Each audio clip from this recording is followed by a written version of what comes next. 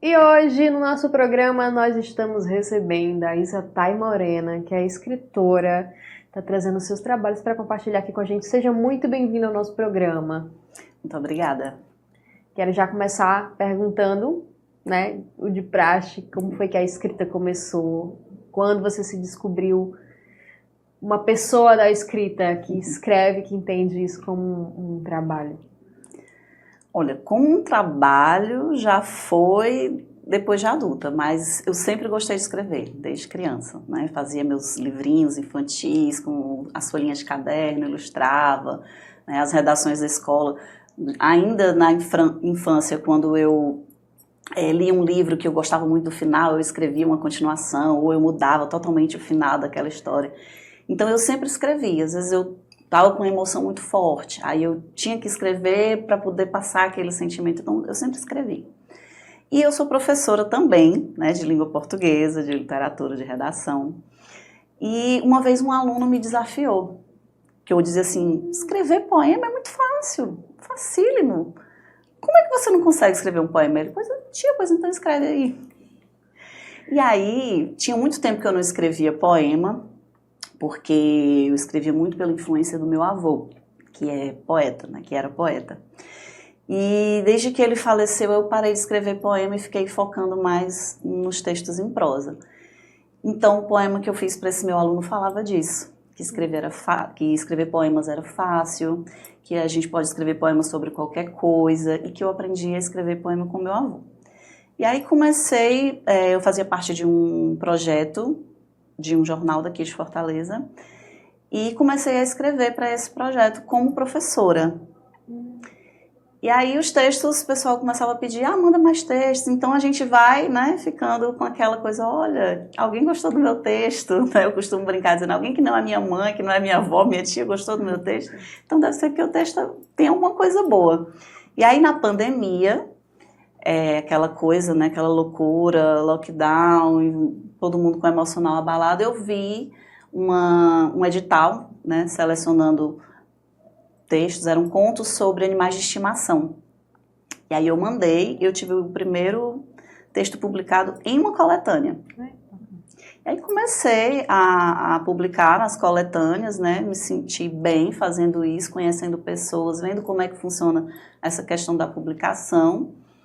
E só no ano passado que eu tive o meu primeiro livro individual, né? Essa experiência de você ter o livro individual independente, né? E aí essa coisa da publicação independente é interessante porque você participa de todas as etapas do processo, né?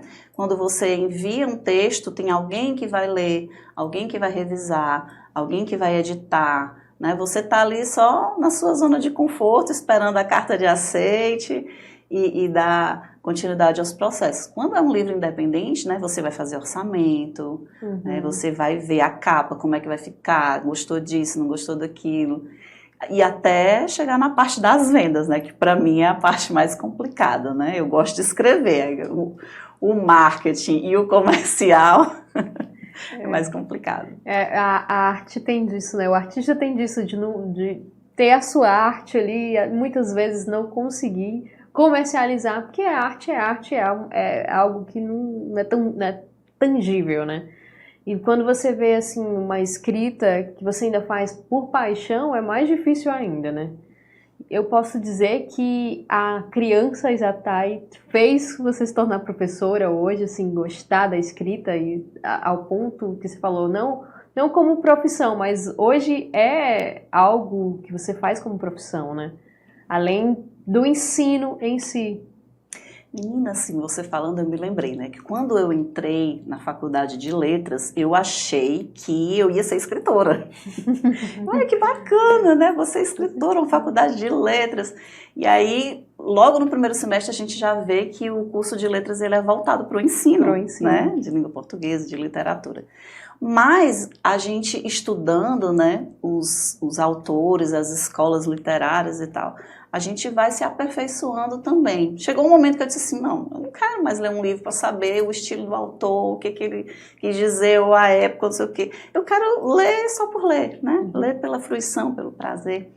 Mas isso vai moldando a gente, né? Enquanto escritora também, conhecendo, né, os estilos, desenvolvendo o seu próprio estilo, como é que você quer escrever, o que você gosta mais de escrever. Eu escrevo em vários gêneros, né? Eu brinco dizendo assim, eu escrevo poema, haikai, conto, crônica, mas não sei fazer dedicatória. Dedicatória é uma coisa assim que eu fico, o que eu vou escrever, né? Mas a gente vai com a prática, né, com a experiência, com outras leituras também, com várias escritas também, né, entendendo o que a gente gosta de escrever, para que público, né? Então eu fico passeando assim nesses gêneros, nesses públicos, né, uma coisa bem diversificada. Muito dá um passeio, mas tem um lugar que você geralmente fica, assim, que você gosta de escrever. Falando já um pouquinho do que você trouxe aqui pra gente desses livros, que é escrita já como professora, né, infanto-juvenil, também como um papel de educar, né? Isso, e eu acho que isso aflorou mais quando eu fui mãe, né? Eu tenho 2 filhos que hoje são adolescentes, um de 13 e uma de 17, mas eu comecei a escrever para minha filha, né? O quarto dela era cheio de livros, tinha mais livro do que boneca, e os livros eles faziam parte da decoração do quarto dela, né?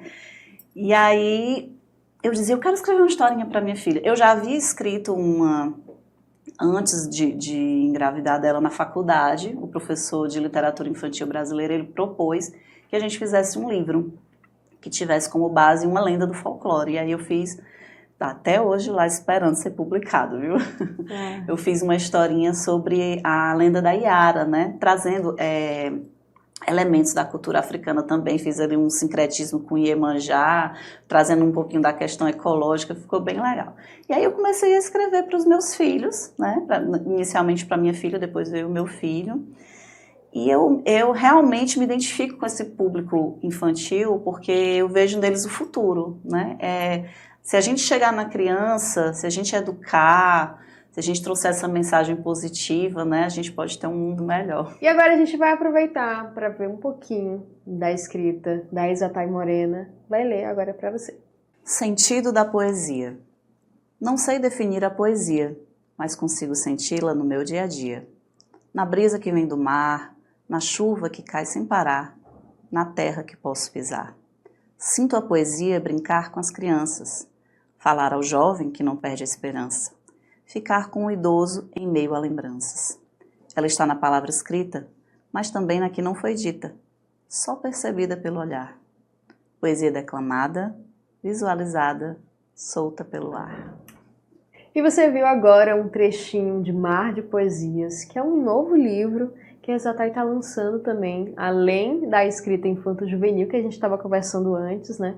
Tem esse outro livro. E antes da gente ir para ele, queria só encerrar o assunto sobre essa paixão mesmo da escrita infanto-juvenil, como um trabalho até formativo também que você tem. Eu sou uma apaixonada pela arte, né? E eu acho que a arte, ela chega em todas as pessoas. E você, por meio da arte, você pode falar sobre diversos assuntos, né?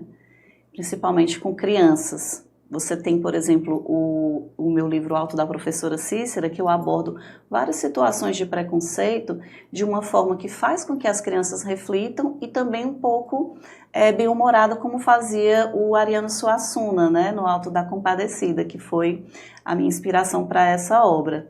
Então, isso faz o olho da gente brilhar, porque, para mim, a escrita é aquela coisa que falam, né? Não é terapia, mas é terapêutico. Quando a gente escreve, a gente se sente melhor, a gente sente como se estivesse dando uma contribuição ao mundo, né? Uhum. Porque a gente escreve para ser lido, né? Porque senão seria um diário. É verdade.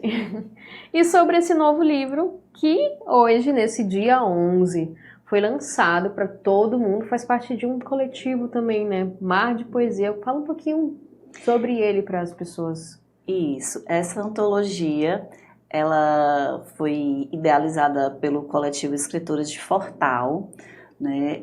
São 12 escritoras que produziram os textos.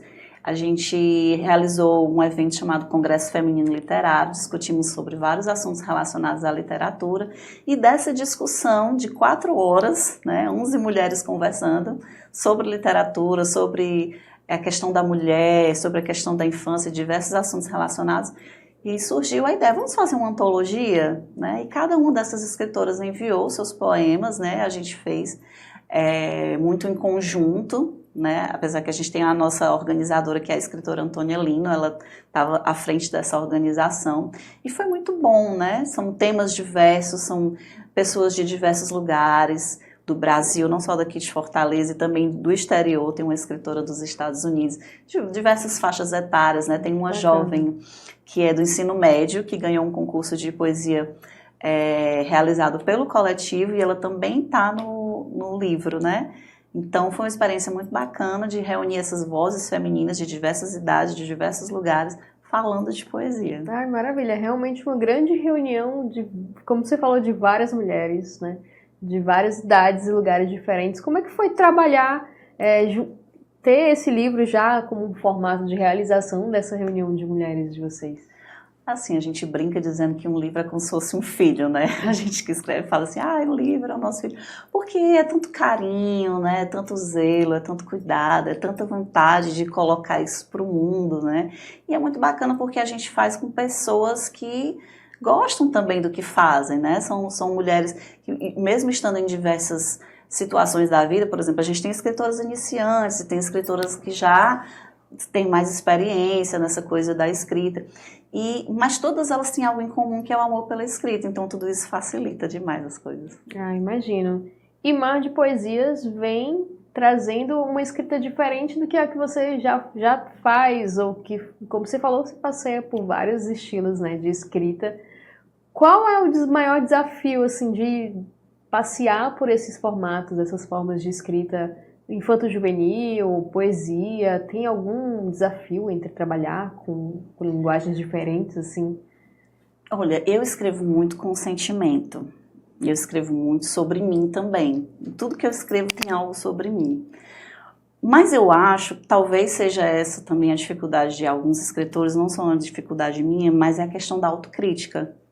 Né? De você olhar para aquele texto e dizer, será que tá bom? Será que...